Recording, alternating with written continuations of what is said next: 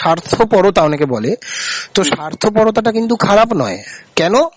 আপনি যদি স্বার্থ মানে হচ্ছে স্বযুক্ত অর্থ, মানে যে স্বয়ের অর্থ খোঁজে সবসময়, মানে নিজের অর্থ খোঁজে, মানে নিজের ধান্দা খোঁজে, তাঁতি কথা, তাকে বলে স্বার্থপর।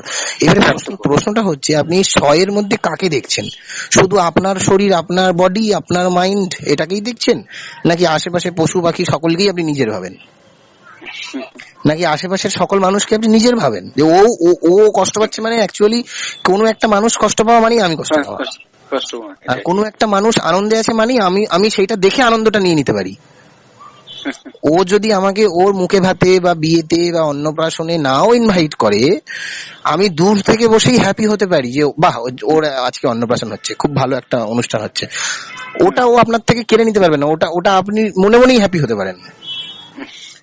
তাহলে অ্যাকচুয়ালি এখানে ফায়দাটা আপনার হলো। আমি কি ভুল বললাম না ঠিক বললাম? না না, একদম ঠিক স্যার। আপনি দূর থেকে যদি অন্যের সাফল্যেও খুশি হন, তাহলে কিন্তু আপনার মধ্যে একটা এনার্জি জেনারেট হচ্ছে, হ্যাপিনেস এর একটা এনার্জি। আর ডিপ্রেশন বা দুঃখ কেন হয়? ওটা নেগেটিভ এনার্জি।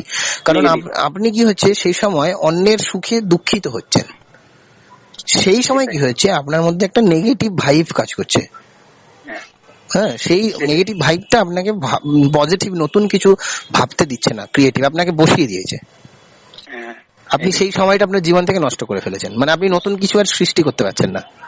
এখন যে গাছ নতুন ফুল বা ফল দেয় না, সেই গাছকে কিন্তু আমরা দাম দেই না। যে জমি নতুন ফসল ফলায় না, সেই জমির কোনো ভ্যালু নেই। তাহলে যে মানুষও নতুন কিছু শেখে না বা নতুন কিছু বোঝে না বা জানতে চায় না, হ্যাঁ, সে মানুষেরও কোনো ভ্যালু নেই। ঠিক কিনা? একদম। হ্যাঁ স্যার, এই হলো